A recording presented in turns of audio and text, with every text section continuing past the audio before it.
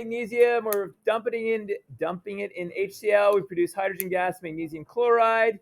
If we graph the amount of magnesium per unit of time, what do you think is going to happen? It's going to decrease, right? Because we're using up the magnesium as the reaction proceeds. This is time. So as the reaction proceeds, so we start really, really high. We have the highest amount we're ever going to have right here. And then it's going to decrease over time.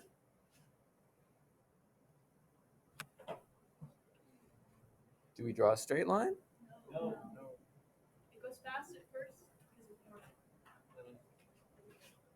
So it drops quickly and then it starts to level out.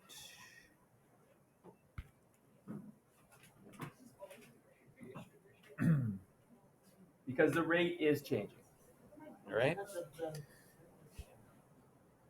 All right.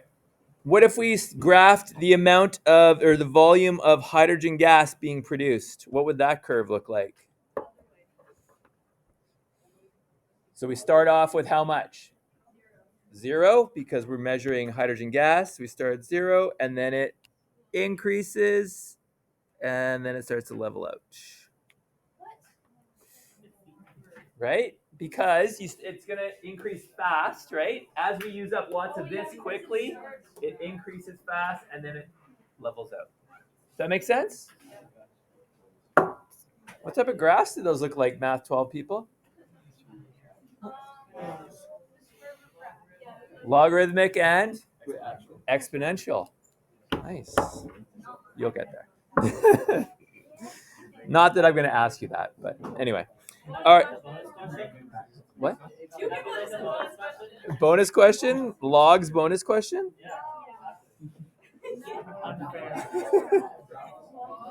Okay. What's happening to the slope in each graph? It's going up. The slope's going up? It's approaching 0. Yes, if you look at the individual slopes, the slope of this curve, that's steep, and then they're starting to flatten out. So, and same with this one, steep, and then they start to flatten out. So the slope is approaching 0, which is when the reaction would stop, right? That little arrow just means slope goes to 0.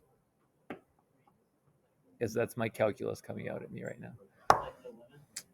Yeah, sort of, yeah. Slope is what over what? Slope is equal to rise over run. What is the units of rise? Amount. Those aren't really units, but we'll go with that. I know what you mean. And the run is in. So if it's amount over time, the slope of the amount graph is the rate, right? So what's happening to the rate of the reaction in both cases? It's decreasing. Okay. So if we draw a rate curve,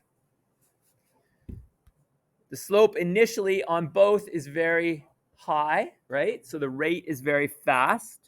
So we start up here. And then what happens to the rate? It decreases. It looks just like the first one. So here, the initial rate equals fast.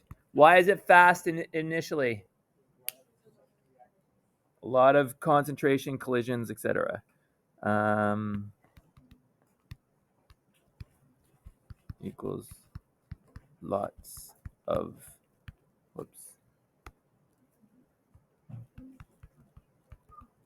collisions.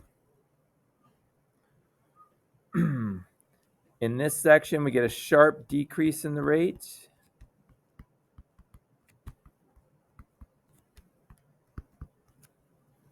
Because the concentration of the reactants decreases very quickly. So it starts out super fast, and then it drops very, very quickly. And then over 0 slows down dramatically.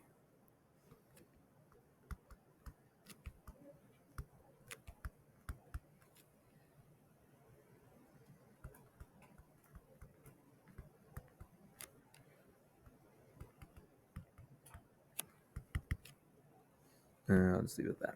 And then you have a slow rate right at the end because the concentration of the reactants is low. And ladies and gentlemen, or ladies and peoples, just peoples. I don't know what I was trying to say there. That's the end of the lesson for today. The next little section, the next bit on the next page is assignment 2. Basically, it's just questions on what we were doing. I'll post the key to that. Monday, we got to do reaction mechanisms.